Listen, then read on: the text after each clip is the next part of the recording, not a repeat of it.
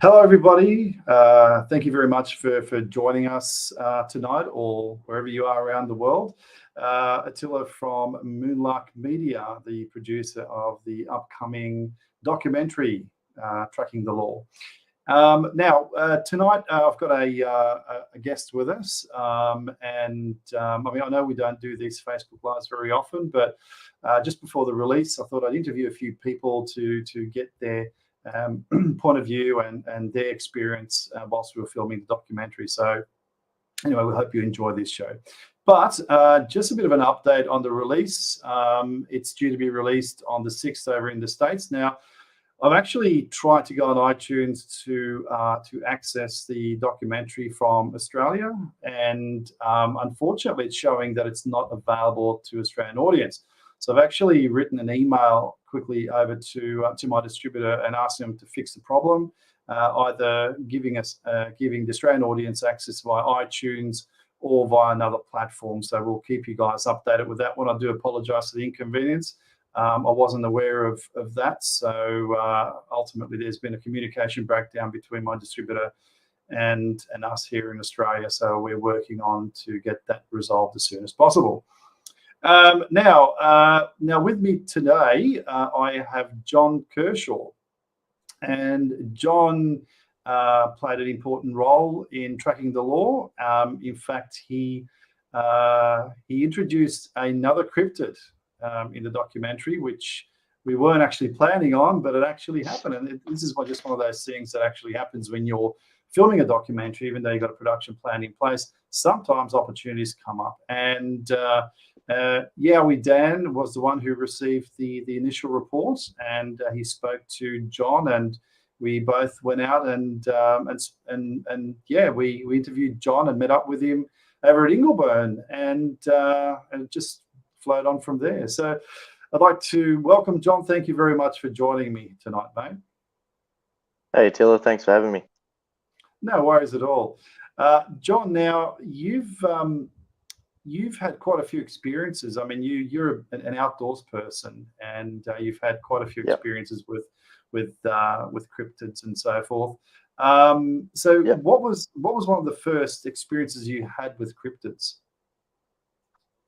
Oh, the first encounter I had, it was I encountered a yowie with my family. It was about 16 years ago down my Nana Pop's farm. It was down about 2.5 hours southwest of Sydney. So I didn't even know they existed, and after the encounter and that, we went up the house, and Dad actually said, "Oh, maybe that was a yowie," and everyone there laughed and that, and I said to him, "What's a yowie?" And he said, "Like, it's the Australian Bigfoot." And we jumped on the dial up. That's how long it's been since it happened. We had to get on the dial up internet and looked it up, and went onto the AYR website back then and seen all encounters around the same area, and I was hooked ever since. Yeah, no, mate, that's all it really takes. Really, it's a lot of these cryptid experiences are completely out of left field. You're not even expecting it. Yeah. And especially a lot of people who aren't even interested in the subject matter all of a sudden bump into it, and kind of changes things a little bit, doesn't it? So how did that experience change you? I just sort of, every time we went near, not even into the bush, every time we went past a bit of bush in the car, or even, I was always thinking, oh, I wonder if there's one in there, or I wonder what could be hiding in here. And yeah, it was a bit freaky at first, as like no one had been down the farm for about 6 months. They'd only recently bought it. I think they might have had it for a year or two, and sometimes we'd go down there every couple of weeks, and then it could be 6 to 8 months at a time that no one was there. And for us to get down there, and that same night no one had been there, and we all went for a walk, and that happened, and it's like, wow, like, are they always living there, or are they always around everyone? Like, everywhere everyone lives, should we always be looking out for these creatures, or was it just a fluke? But it seems to have happened that many times now that it mightn't have been a fluke. It's just there actually are that many around. Absolutely. Now, with this experience that ended up in the documentary, tell us what was the lead up to that experience? Yeah, well, that was. Did you want me to talk about the first encounter? Because Yeah, might we as didn't well. really Yeah, yeah, might as didn't well. touch on that with the No, documentary, did we? It was just mainly that second one. Yeah. that's right. Yeah. No, well, the first one, and do you want me to give you the whole encounter or just a Yeah, go bit ahead. of Yeah, a absolutely. yeah? Well, that was like I've said to you plenty of times. Like I've Mm. been going fishing at this different river system because I'd recently had a yowie encounter in the river system near my place and sort of freaked me out a bit and didn't want to go there anymore. So I decided to go this new river system, and it's like you said over Ingleburn Way, and been going to a couple of spots and not really. I'd noticed a few odd things, but not enough for me to go, oh, there's something going on over here. But there was one morning, the places I'd been going to, um, half the spots you can go to, they actually got locked gates. They'll lock them every night. And I'd been lucky the last couple of trips over there to go fishing in my kayak, they hadn't been locked, so I was getting in pretty early. And this particular morning, I got up in the morning, got up pretty early.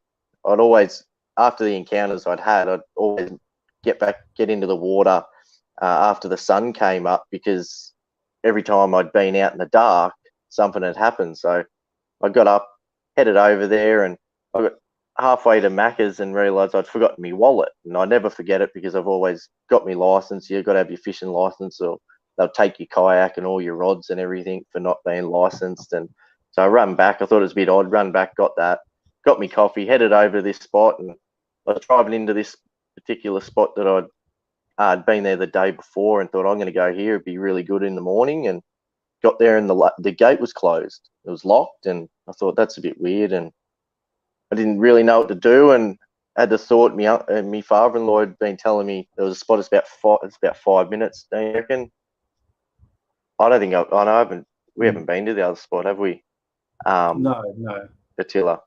Yeah. So anyway, it was about 5 minute drive from where I've had this encounter, and I thought I'll go check that out. Got over there and the gate was open. I was like, how good's this? And started heading in there, and the Spotify in my car actually glitched out, and it went to a song it was along the lines of, this is a bad idea. And I'd never heard this song before, and it was enough for me to go, huh, that's a bit weird, and thought nothing of it because I've heard that, and then it dropped out and went back to what I was listening to. And yeah, I thought that's a bit odd. Pulled up, got me stuff out, started to head down there, realised I'd forgotten my GoPro, and I always have my GoPro, same thing. I never forget things when I'm going fishing. It's like I've got a list every time I go. Like I never forget anything.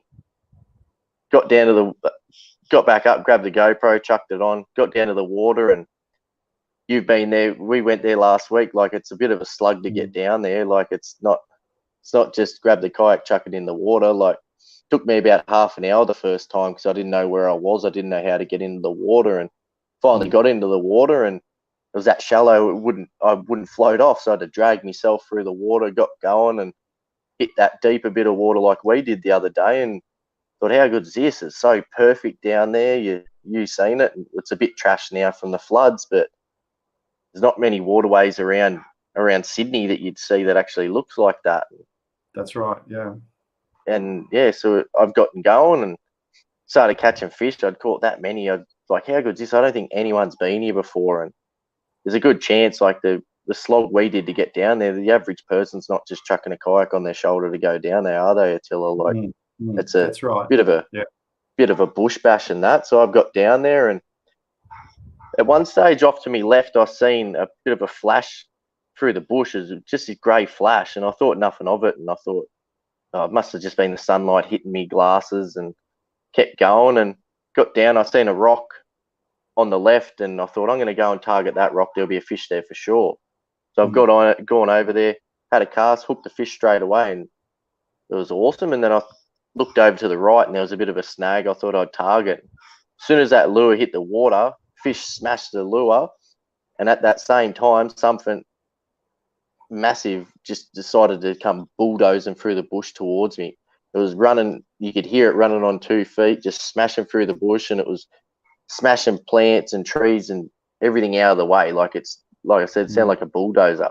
And it stopped just out of sight and just started roaring and howling. Like there was 2 different noises it was making, and I worked out one was a roar, and then it was taking a big inhale to do its next roar, but the breath that it was taking was that loud that it actually sounded like another vocalization, and it's scared the it scared me so much, and I didn't know what to do. I had no knives, nothing on me. I didn't even have my fishing knife. I thought I'm done here, and I don't think that would have the helped river you, was mate. that shallow.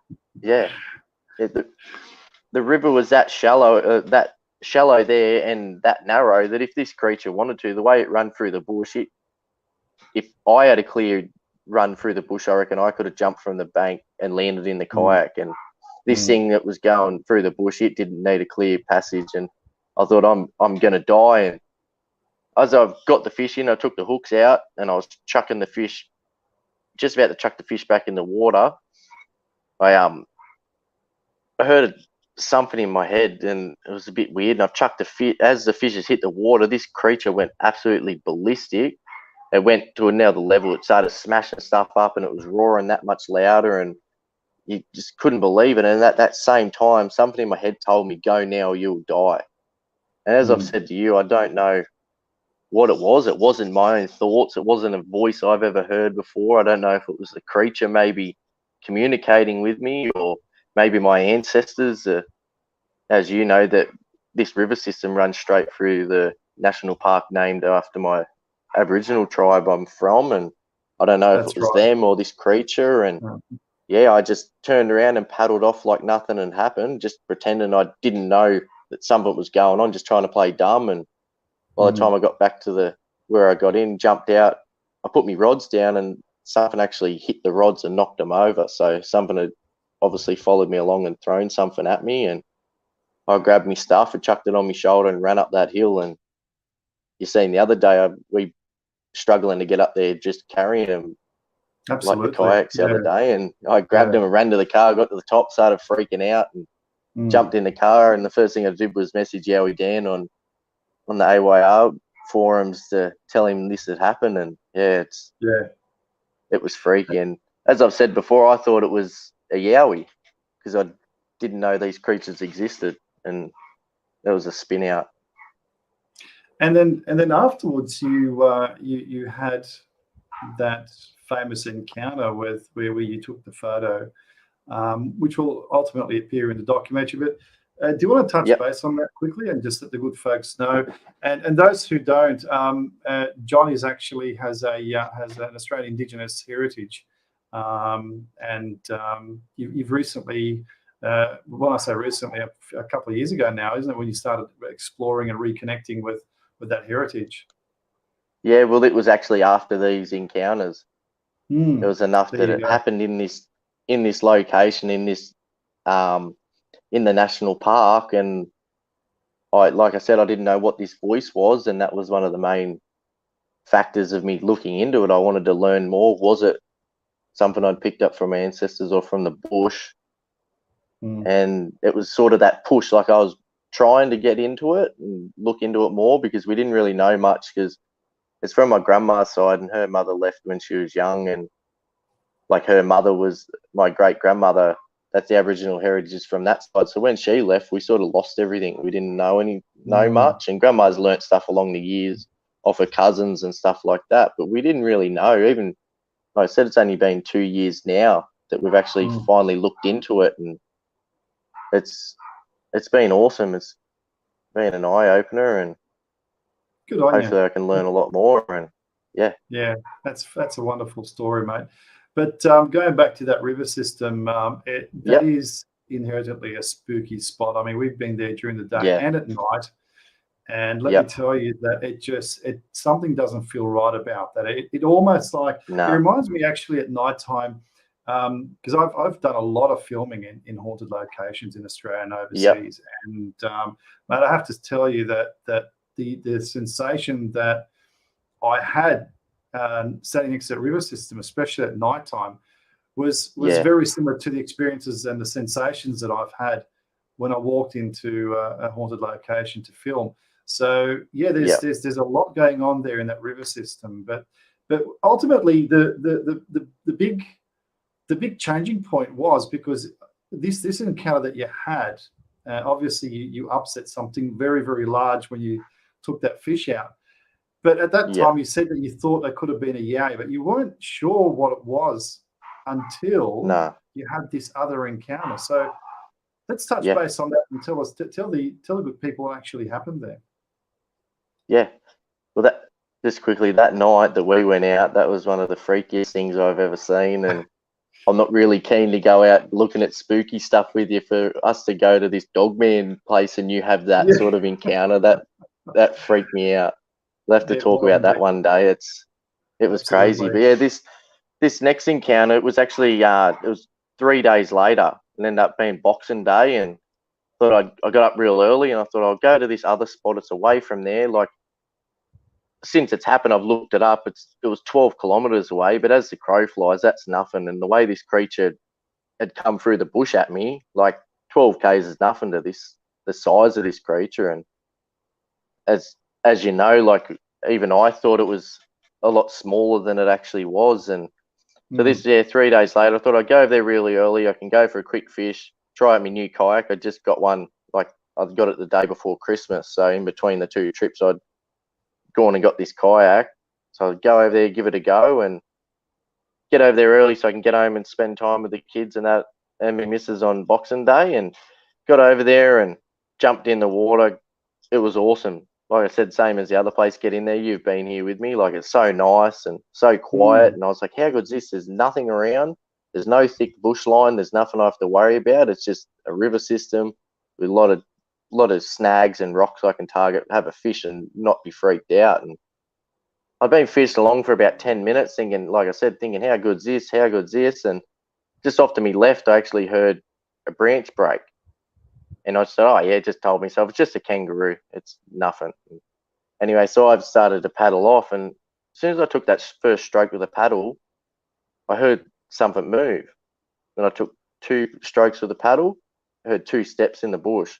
And after a while, no matter how many times I paddled with my kayak, this creature was stepping at the exact same time.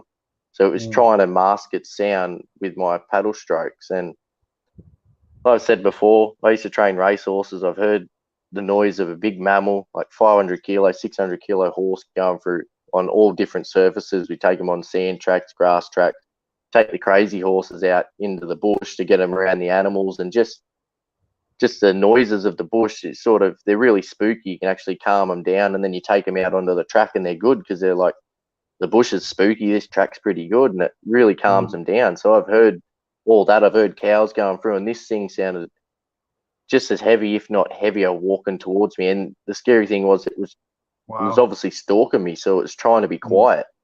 And for it to still sound that heavy, like it was obviously big. And I started to freak out a bit, and I didn't know if I should go back to the car or head further down, because if you head down, it's about 1.5 kilometers, you actually get to a main city. And there's a bike track right next to it, and you go past skyscrapers and that. I said, oh, I should head down there because this creature's on the same side as my car. So if I head back to the car, by the time I get out of the kayak, it could get me if it wants to get me. And I'd started paddling off and thinking about that. And as I said before, I seen another flash out the side, but this time it was on the right side of the river. There was a grey flash through the bush, and I thought, that's what's going on. Like, there's obviously a connection with that. It's happened the first encounter, now it's happened again. Sort of thought nothing of it because I was trying to listen for the creature, this thing following me. So I was sort of getting to a spot that wasn't as thick, and I thought I might be able to see it, and come around a bit of a bend, and it was thicker. So I was like, great, I'm not going to see this thing. I'm just going to keep going. Hopefully I can get to this spot. There's people always walking there, having their coffees and that. Like, I'll be safe. I'll get someone to pick me up. And I'd gotten about 1 kilometer down the river, and I actually noticed something black out to my left in the bush line. I thought, that's really weird. I don't know what it is. I've fished through this area before. I'd stopped nearly at this spot as well before, and I'd never noticed anything there. I didn't know what it was, and it just looked really odd. It's jet black in a bright green bush. So I pulled my phone out, took a couple of photos, and paddled off. Once I paddled off, that's when I noticed this creature had stopped following me. It stopped taking its steps to each stroke of the paddle, and I thought, this is really weird. And I think I got about 500 meters down the river, and I pulled up on the right side, pulled up on the bank, pulled up, had a drink, having a smoke, and I pulled my phone out, and when I unlocked my phone and I looked at the photos, you've seen them. A lot of people are seeing them now. There's this big dog's head in the bush line. It's absolutely incredible. And you know, the Yeah, last thing that you think of in Australia is something like what is well known and have been coined as a dog man. And yeah. I mean, when you saw that photo, I mean, what was the first thing that went through your mind? Oh, I probably can't say it on the internet. There's just wow, like holy F, I need to get out of here. And Yeah, that it sort of yeah. freaked me out, and I didn't know what to do. And like I said, I didn't know if I should head down the river. And I thought, you know what, stuff it. I haven't heard it. I'm going to take off back to the ute, and hopefully I get out of there safe. And if I Mm. don't, I can just head back again. That whole paddle back that kilometre, I would have won the Olympic gold medal if someone had, like, if I'd been in the Olympics. I paddled that fast, got there, didn't hear even a little twig break the whole way, got in the kayak, out of the water, got in the ute, drove home, and that was it. Never heard Unbelievable. anything again. Like, Yeah. it was terrifying. Like, I've said to a lot of people, I thought these dog man, or you look at it, it's a werewolf. Like, obviously that's what Mm. they've based these stories on over the years, maybe this creature. And I used to laugh about it. You see people posting stuff on the internet. Oh, I've got a photo of a dog man, and it's an eyeball from 500 meters away, and it's like, that's nothing. When I looked at Mm. this photo, there's a massive dog Yeah. head, and at the time I thought it was standing at about 7 foot tall, and I was like, holy moly! And I don't think the bush is that thick to hold this creature up. I've never seen a German Shepherd or a wolf climb up a tree like that. Like, Yeah, it's I not thought it was quite about possible. 7 foot. And, yeah, Yeah. and you've seen what it's like in there. It wasn't possible. Like, and Absolutely, yeah, absolutely. We went back and just there was a question there, so I'm just going to answer that question before I actually yep, go to Q&As with people, but I will just in case I forget it. Shane asked me whether or not yep, I've actually been to that river system before, mate. I've only been there once before I met John, and it was only a fleeting sort of visit because my son actually took me down and wanted to show me this river system because he lives quite close by. So it was just basically just going down there for a point of interest. But it wasn't until John, you introduced us, and I think really the second problem, actually, I'd probably call that the first time I probably was introduced to that river system, is when you took us out. You took myself and Yowie Dan and a good friend of yours out, and we went out together to actually investigate that yeah, location where you took the photo at. Now we're going to cover that in detail in the documentary, but yeah, actually going there, it was just incredible. We actually found the location, and whatever this thing was, in order for it to peer over the trees and the way it did, it would have had to have been in excess of 3 meters tall. But yeah. look, John, I want to ask you a question, and I know that we've actually been back and forth on this one quite a few times. Is there anything in the Australian Indigenous lore or in Indigenous stories or legends of mythical creatures and so forth that would resemble a dog man? No, well, that's what had me dumbfounded. Like, even like me and you were talking for ages. Mm. Like, we can't find anything about it. And the first thing I'd actually seen about any Aboriginal lore was the part that you found. What was that called again? That It book, I was, think it I was, you believe it was found. called, yeah, it was called Gaia, which was a giant dingo with, I think it had red eyes. And there's Yeah, actually an indigenous story behind it. I think it's actually where I saw it was on YouTube. So someone actually put an animation together, but there is actually references to this yep, giant dingo. yeah, Look, it's just one of those things that it's strange. And I mean, there have been reports, and I know that yeah, Dean Harrison up in Queensland, who is the founder of AYR, and Dean was telling us that they've been having reports of similar type creatures up there. So yeah, I mean, it's I mean, anything's possible, really. I mean, where do you draw the line with these things? yeah. Exactly. before I had my encounters, like I said, I'd see that stuff in America, and I used to laugh and go, "Yeah, right, what a joke." And as soon as I seen them photos, and I'd had them two encounters, I was like, "Wow, these things are how they been around for so? How could they be here? They hadn't just turned up. They've obviously been around." And the way it was stalking, and it was pretty much intimidating me as well. Like it was playing a game with me. Like, could there be not many reports of this creature because not many people survived the report, like the encounter, like. But then once I'd spoken to a few people, and then there actually is quite a few reports of encounters with this creature now, and it's just it's really weird whether they're coming a bit closer because they've been in the real thick bush, and they might have come looking for people because, like, we've had all them lockdowns and everything. There's no one allowed out in the bush for, what was it, 6 months at one stage. There's no one you weren't even allowed to go out, and they might have been going, "What the hell? There's no one around. Where are they?" So they're getting closer, and as you know, like there's 250,000 houses within what, 5-10 minute drive from this river system. Like, you can't get any closer than that, other than the encounters in America. You hear them walking down the main street of a city and stuff. Like, they're close. Right. And like I said, I don't know why they're so close, but it's absolutely spin out. Like, it's a scary thought, isn't it? You got something like that at the doorsteps of an urban area. I mean, you don't know, what they're capable of doing and what their motivations are, because ultimately they appear, just of what I gather, are very different from Bigfoot and Yowies and so forth. But I've had a couple of comments here. One from Nikita Haverfield, who I know. Hi, Nikita. And Nikita's also, she's got a First Nation heritage as well, and she says it's quite possible, coming from different nations, which is absolutely 100%. And Gary Lynn from AYR actually mentioned that it appears that two elders were actually interviewed by Yowie Central, Auntie Luna and Uncle Donnie. So if anybody wants to check out some more information about Dogmans, just head over to Yowie Central.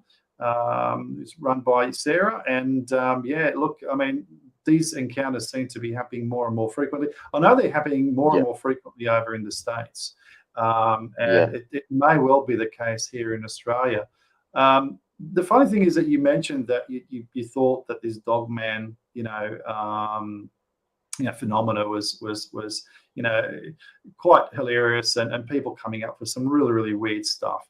And look, the funny thing is, mate, I had a very similar mentality towards that. I mean, I always had interest in horror movies and werewolf movies and all that kind of stuff. But my family actually had an encounter in Europe with a Dogman, and that changed everything. I mean, again, where do you draw the line with the fantastic? The amount of experiences that I've personally had, and people that were with me, like yourself, and other people in the past that that were with me on different locations, and some of the experiences that we've had. I mean, it's just absolutely out there. It's stuff that you read in horror stories and horror novels, let alone in reality. But the fact of the matter is, people are seeing these things. Something is going on out there, and I think that we need to pay more attention to this. So and the thing is, look, I mean, there is. We do have the tools now to have some more clarity in the dark. I mean, now we have access to thermal imaging cameras that we haven't had before. I mean, they were around, but they weren't accessible because of the pricing and everything else. But now, you have research organizations and like yourself as well. I mean, you're walking around with a thermal imaging camera now, and you're picking up some interesting stuff. Do you want to talk about that? Yeah, it's thermals are so expensive. I wanted to get one like Yowie Dan, like he's just posted a comment there, and his one's the best. And I think the AYR boys have got the same guide. I think it's the guide IRs, are they? And I've got the missus and the two little kids, and I've got the missus and two little kids, and I didn't really want to get in trouble by pushing the issue of getting one of them, and I ended up getting, I think it was about $700, and I thought, I'm not going to get much with it. And I've had a few heat signatures, and Mm. That one we got it. I took you to that spot over at Yep. Picton Way there. That was a creature. It was hanging out from behind a tree. Like, how many encounters with yowies do you hear about them peeping out from behind a tree like that? And you've been to the spot, you've seen what it's like. Like, Mm. we've looked at it when you were there, and there was no other Thanks, heat Joe. signatures that. Yeah, that's it. Yeah. And you Wow, looked thank at you. the heat. There was no other heat signatures in that area to pick up that. Like, there Mm. was nothing there to actually put off a false heat signature, and there was obviously something peeping out from behind. And that was like, you seen where it was? It's like 5 to 6 meters away from my car, and I hadn't even got out of the car. I pulled up, had a feeling like something was looking at me. Put the window down, thought I'd hit it with a thermal. As soon as I got the thermal there, it was fully charged, because that was the night I think we were going to go out. I think, Mm. and something happened. We might have yeah, we were going to go somewhere anyway. We are going to go have a look at it, and we cancelled it. So I thought I'll go for a drive. I was going to go to my auntie's place, and decided they were going out shooting, so there's no point going up there. So just drove around and basically didn't have any plans, and thought I'd pull in here and have a look, and had that Mm. feeling straight away. So everything was fully charged, ready to go. And as soon as I dropped that Mm. window down, put the thermal over, as soon as I got to that area of where this creature was, battery flat, went to 10%. Yeah. And I'm supposed to get 6 hours recording out of this thing, and went from fully charged to 10%. And I got this creature moving around. It died, so I pulled my Sony, like the IR camera out, like you've got, and put the IR torches on, blasted them over there. They both went flat, so I pulled my headlamp out. It went Wow. dead too.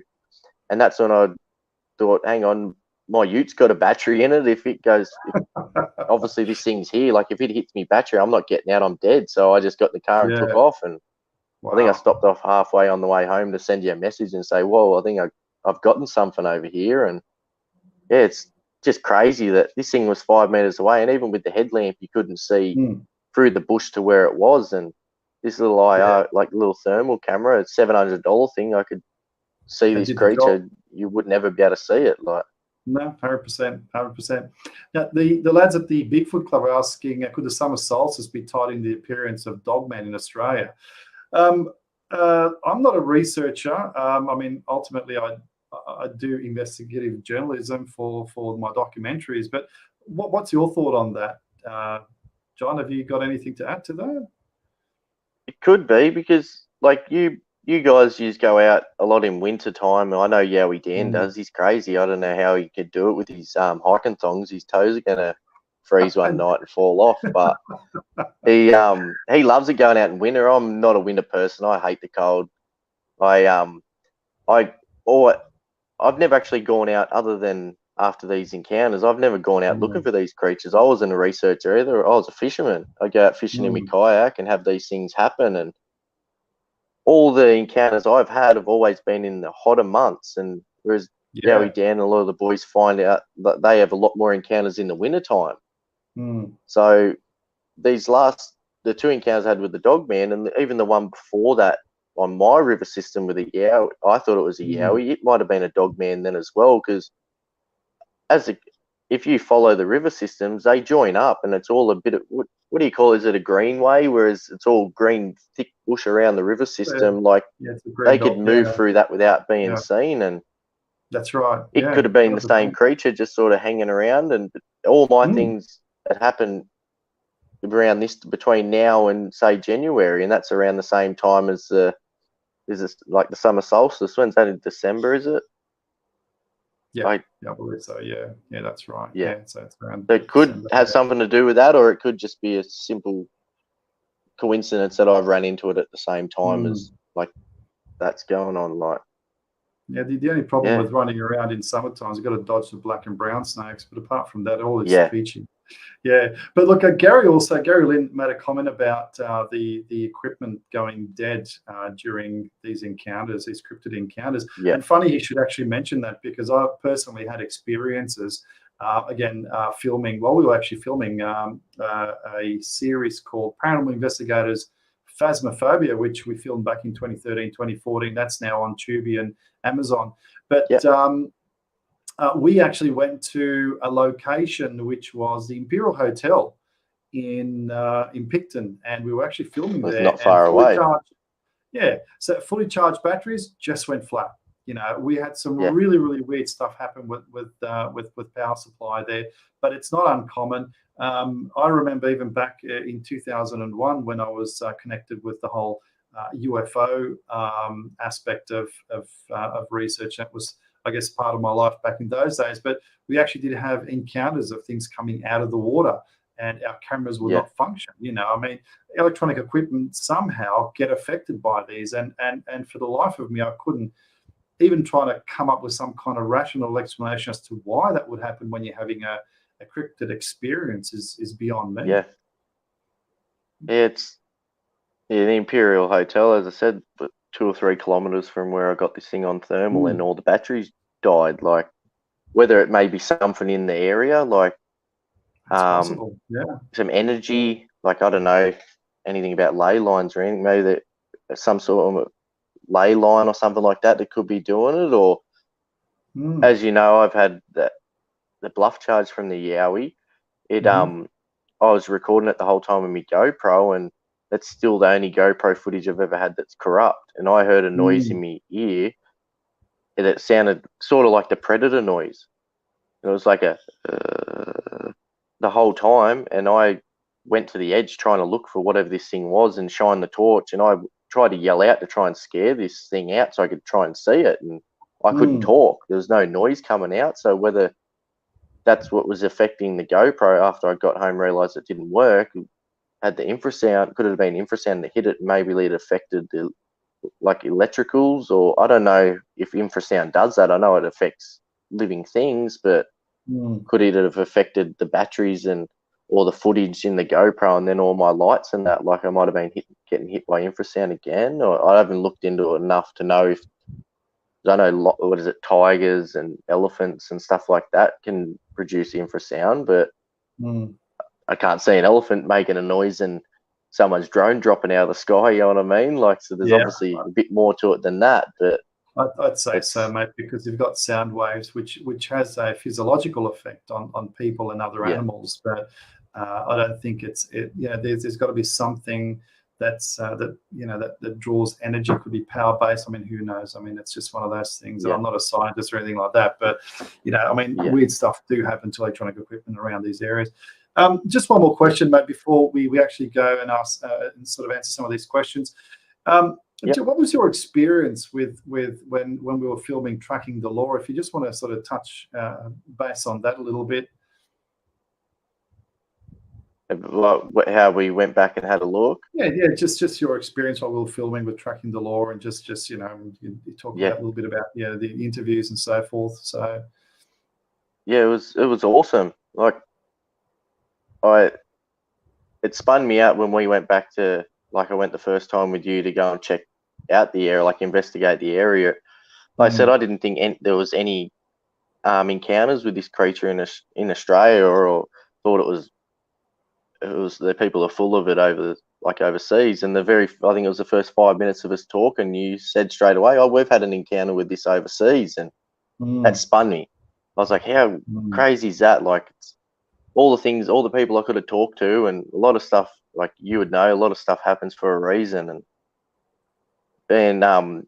if I didn't have this encounter, I probably wouldn't have met you, you know what I mean? And wouldn't have got involved more with all this sort of stuff. And just to sort of cruise along with you, and you've had so many encounters and so much experience, same as Yowie Dan. Like, you guys have taught me so much, and to get out there and actually watch you in action and doing your thing, making the documentary, it was awesome, and learnt so much from it. And just a lot of times it was a bit scary and that, but it was so much fun. And I know you've had a lot more fun getting out to all the different spots, and I've been busy and stuff like that. But it's just crazy that you could make a documentary like this, and in Australia, like, it's so big in the States, and they've got so much, the bigger forests, they got, like, it's more open areas. We just got really thick, dense bush. You wouldn't think you could go out there and sort of make a documentary like this, and it's not even like you're just going out to make the documentary. You're still learning the whole time. Like, have encounters, and you're like, wow, I've never heard of that before. And it's just That's right. Really, it was awesome to get out with you as a mate and sort of to help you with this, and it was awesome. Yeah, it was certainly a great experience, mate. Yeah. It's it was really good, and you've known, like, I had a bit of time off work and that last year, I had depression and that, like, sort of after lockdown broke and everything went back to normal, it sort of broke me, and that's sort of why I've gotten into doing podcasts and that, because I know, and getting out with you guys, and that was the sort of thing, and helped me get into the bush and with my Aboriginal ancestors and that. I reckon it sort of helped me getting out there too. So it's good to get out with you guys, not be so scared, because I don't think someone's going to eat me because I'm out with you guys. And it's sort of, yeah, it's crazy. You go out there scared and excited at the same time. And we've had a lot of fun. That's even when we haven't been doing anything for the documentary. Like that night we went out when we were investigating sort of for the documentary, we didn't get anything for the doco, but the couple of encounters of things odd things that happen, I still sit there at night sometimes and think about those eyes that I seen at the top of the hill and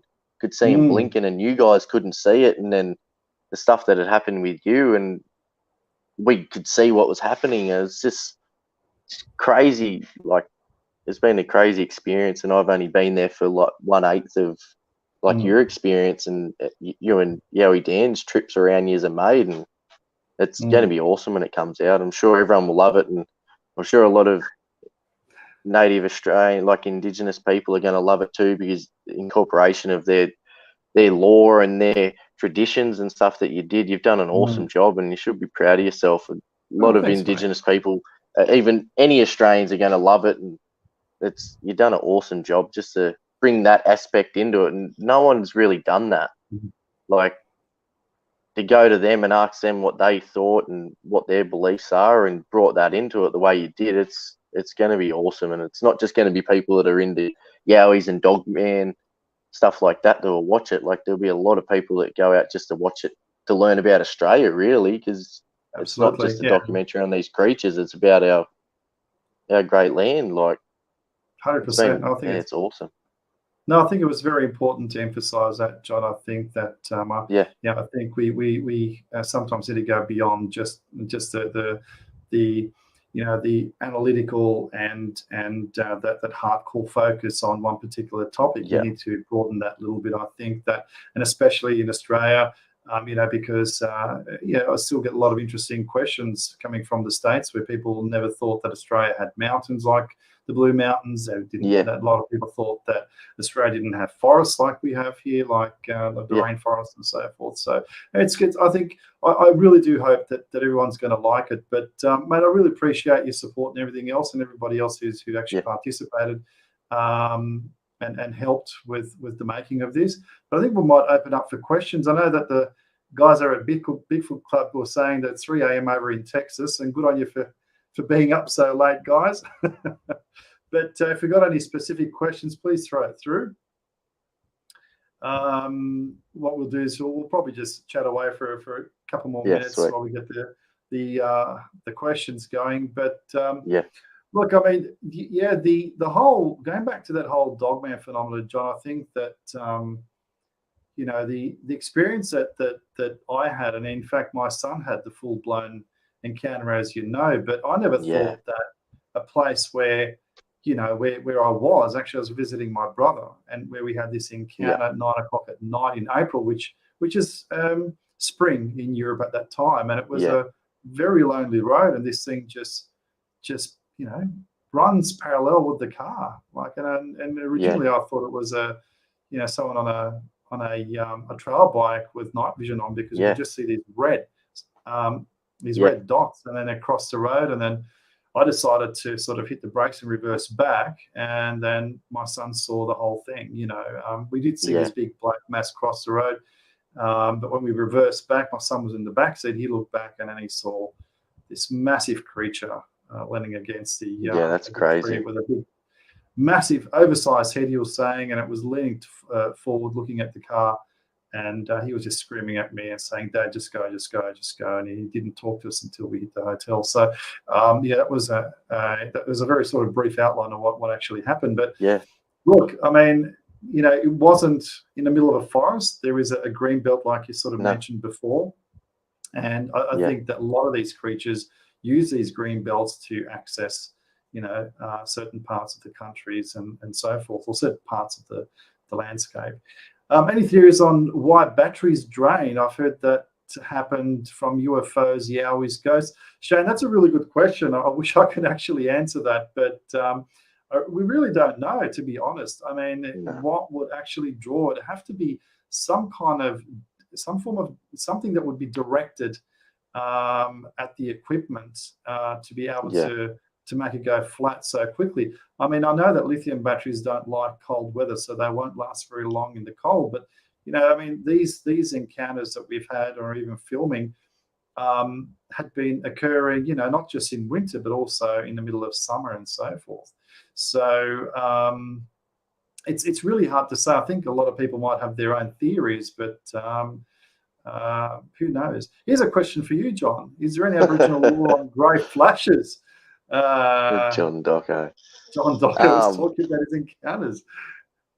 No, I haven't heard anything about it. With these two encounters, I hadn't had the flashes. I don't know if was it another one of these creatures taken off, and it just looked like a grey flash because it was moving that fast, or I've never heard anything about it. There were min lights and stuff like that. About all that sort of stuff, and orbs and stuff going through the bush, but nothing. It's just like a grey flash, like someone went past me really fast. Whether it be a spirit or this creature like one of these creatures moving at high speeds, I'm not sure.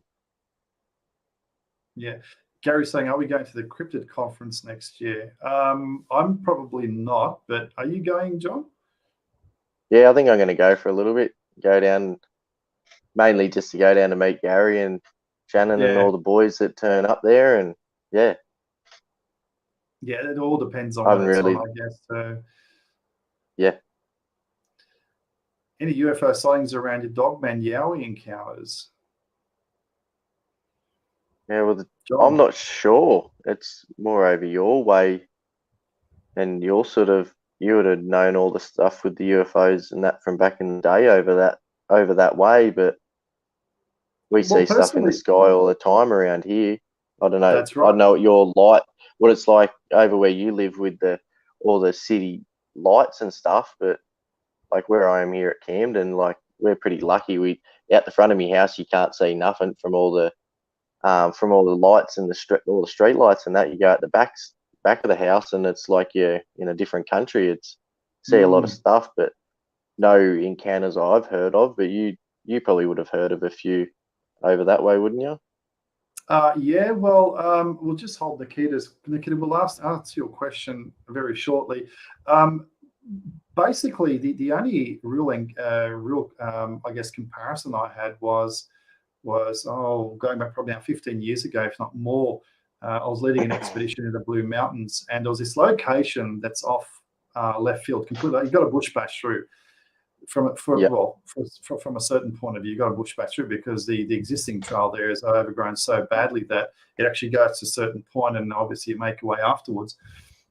But this location was known for UFO activities, so we were just trying to get closer to that region in the Blue Mountains, and it just happened to happen that we did have what I believe was a Bigfoot experience there on two occasions. Yep. One is when I had that really horrible experience when we got herded out, and wood knocks and these things were going absolutely berserk, and like you described them, as like a bulldozer going through the wooded areas. But before that expedition, there was a crew of about 3 people, and it was raining most of the times, and we were having some really weird light display at night time, and things were it was almost like a strobe light going around in one spot and then it would vanish. But we also had this really unusual, and I'd still remember it was like wet sheep smell. I know people sort of related to like a wet dog smell, but I actually remember making the comment to the guys. I said, it smells like wet sheep here. It was like it was just drizzling a little bit, So ultimately now I know what that could have been. So,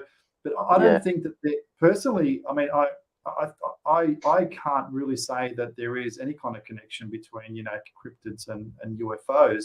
I just think that we were in a place that, both of them were just happened to, it was just an area that was sort of active both in the air and on the ground. So Yeah.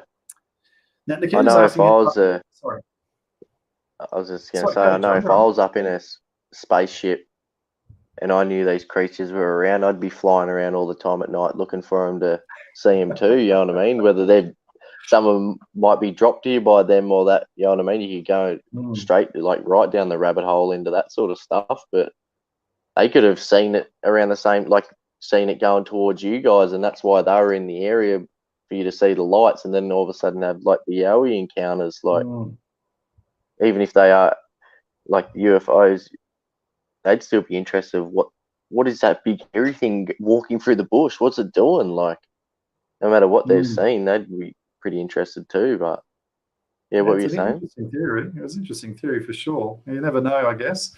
Yeah. Nikita's asking. She's wondering whether I'm wondering how the creatures are handling all the floods. John, what are your thoughts? What do you think is happening with all the cryptids? The floods are with all this really weird weather.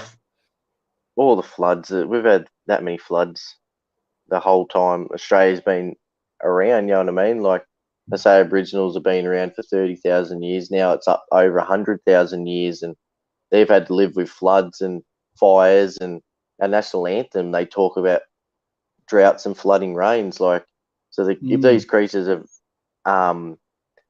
if they've been here all along, they would have lived side by side with the floods and the fires, and they'd have spots that they know they could get to when a flood come through. Flash floods might be a bit different, but how big they are and that they know their surroundings that well, they'd probably even being shocked by a flood they didn't know was going to happen or a fire, they'd still be able to get out of there, I reckon. Otherwise, well, this river system, there would have been one floating down Sydney Harbour if the floods had got them. You know what I mean? Like, I reckon they're pretty adapted to the surroundings to get out of there. Yeah, well, Michelle had a good point there that if they can avoid detections or human detection, they can certainly, avoid fires. And look, I agree with you. Look, I think these creatures are so in tune with the environment. I think that, and actually, funny enough, a very well in tuned person that I know quite well said to me that.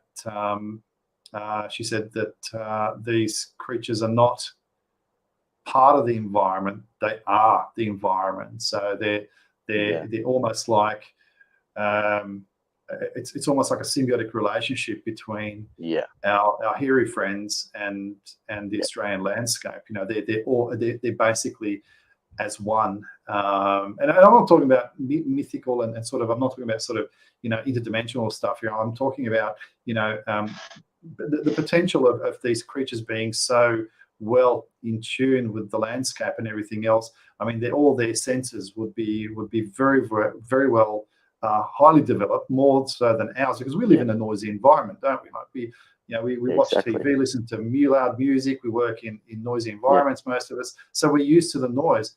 But these creatures, I guess, are used to the solitude. So any kind of noise that they would hear, they'd be able to pick up quite some distance away. So any other animal would do that. That's in tune with the environment. Yeah. So one could only assume that their senses would be extremely heightened.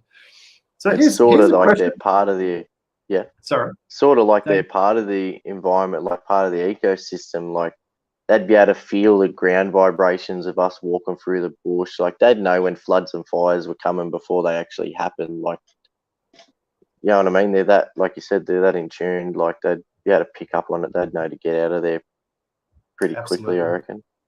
100%. Like 100%. You've said before, you've told me, and that like they're the protectors of the forest. Really, like they are the forest. Like even the Aboriginal stories and that, they know that the Yowies have always been there to look after the forest and the land, like the bush and stuff like that. Like it's pretty interesting when you get into the Aboriginal side of it too. Like, and it's funny because like I've only just started looking into all that sort of stuff, and I've learnt 10 times more from you and what you've found in the short time that you have. Like, it's been awesome.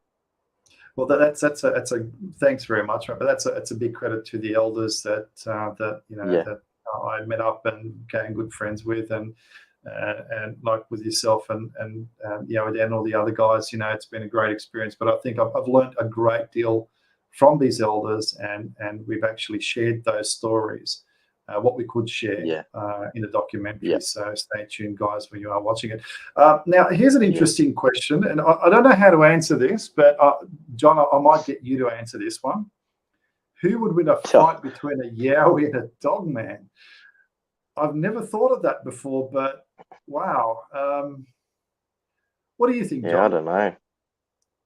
The encounters I've had with a dog man, they're a lot more aggressive and nasty. Like it'd be a pay for view for sure. Like I don't think either of them would walk out of there unscathed. It'd be a war. Like depending on if you get one of the big, like depending on what kind of Yowie and what size of the dog man too. Like the big one that I'd seen and like we've investigated, like a 3 meter tall dog like walks on 2 feet versus like it could be a 7 foot Yowie, but then it could be, is it the Dooligar that are is it the Quinkins that are really big, or always get them mixed up?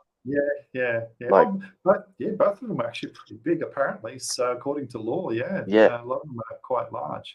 Sort of depends. It'd be the same as a normal fight, like depending on how big they are, and that I reckon it'd be a mess. So, look, I mean, all I can say to that, if I'll just put my 50 cents worth in as well. That, you know, if you look at a male chimpanzee is about half the size of a human being. And they're about 5 times as strong as what a grown male adult human being is. So you're talking about a smaller animal here, but can be extremely vicious and very, very strong, especially the males. Then you start comparing a silverback gorilla. How much stronger is that compared to a human being? The chimpanzee is 5 times stronger than. So now, if we imagine something that's 8 or 10 foot tall, the strength that has is I mean, look, I mean, when we were filming Track Search Australia's Bigfoot, you probably remember when you were watching it that Dan was taking us to this location, and there were these massive trees, or one particular massive tree that was outrooted, and we couldn't even find any form of trace evidence where it actually came from because there's no hole anywhere nearby, and it was stuck on top of another tree, and it was like suspending there, like almost like a seesaw. You know, and then was that the big T shape? That was the other one. The so a big T shape was another tree. So that's crazy. It was big. So I don't know. It'd be a tough call, really. It really would be. I'd say. You hear people having monkeys as pets in America, and them ripping the owner's arms off and stuff like that. Like, they're not real big, some of them, and they're that strong, like you said. Like, how big that would be. Imagine what they could do. Like, absolutely. So would be rather them fight each other so you could get out of there. See them fighting each other, you could get out of there and they don't get you. You know what I mean? You'd be cheering about that, but I'd probably end up Jurassic Park. I probably couldn't leave. I'd probably have to watch it all, but then probably die of a heart attack after it. To go, oh no, the one that survives coming after me now because it's seen me. That's right. Well, look, John, we'll wrap it up. Thank you so much for coming on tonight and sharing your experiences and everything else, and we really appreciate it. But before we go, tell the good people where they can actually listen to your podcast. Thanks for having me on, Attila. It's been awesome. No worries. We chat every day and that, like, it's no different for us. It's good to get on and chat about it for other people to hear what's been going on and get them all excited for the documentary. But you go onto YouTube. It's on YouTube and Spotify as well. Just Creepers, Cryptid and Paranormal Corner. I've just put some videos together of my encounters and stuff. I've looked into a few places and done a couple of podcasts like that too. But I mainly done it, like I said, when I had my depression and stuff. I was off work. I needed something to get my mind off it, and I thought, I'll do this. And I talked to everyone about it, and thought I'll put it on a video and see what people think. And I love it. It's so much fun and good way to get. It's so easy to get information out to people now these days, and it's good to help other people that have had the same encounters as us, and to know that, hey, there is people out there that have had the same things going on, and yeah, so Creepers, Cryptid and Paranormal Corner, you check it out there. And I've got Spotify, YouTube, and I've just got an Instagram account. It's just Creepers, Cryptids, just a couple of photos and that. I'll just put stuff up there when we go out and stuff like that. And yeah, that's about it. So nothing on Facebook yet? No, not really. It's not really nothing going on there. You know what I mean? Like, I want to get into it all a bit more and do this sort of stuff. It'd be a bit of fun getting on and having a chat with you on there about some of our stuff that we've gotten up to over the time that we've known each other. Like, it's gone pretty quick. Like, it's been 2 years now. Like, almost 3 really. From my first encounter, and get to Christmas, like around Christmas time, it's been 3 years. And I think we went over there. I think it might have been March after the encounter, so it wasn't much longer after the encounter. So it's almost been 3 years, and we've had more. We've been out and done more than I've really done with my own family. All the lockdowns and that, like, I haven't been able to do stuff. And every time we get a chance, we're out or we haven't had anything on. Yeah, it's sweet. We'll go out and do something. It's been awesome. Been great. You've done such a good job with the documentary. Like I said, you should be really proud. And I know the Indigenous people and the elders that you had involved, and other elders and that around Australia, are going to be really proud to watch it and go, wow, that's our culture, our stories. It's our land, and these creatures look after our land. And there's someone out there putting it into that sort of format where people can just watch it and learn about Yowies and Dogman and the Australian culture at the same time. And you've done an awesome job. And like I said, you should be so proud. I'm proud to know that I was in it, you know what I mean? Like, to say, hey, I was in that too. Like, it's awesome. It's some people are going to be watching for generations to come. Like, it's really, it's been awesome. You've done it awesome. I've said it awesome about 100 times now, but yeah, it's so good. And like I said, you should be so proud, and everyone's going to love it. I can't wait for it to come out, and people I know to watch it and see their reactions. It's been an absolute privilege, mate, to be able to sort of share all that with with the people around the world. So, but look, mate, thanks again for coming on, and no worries, mate. And we will probably do a few more interviews, hopefully before the release. So, everybody have a good evening, and thank you, John, once more. Thank you. No worries, mate. See ya.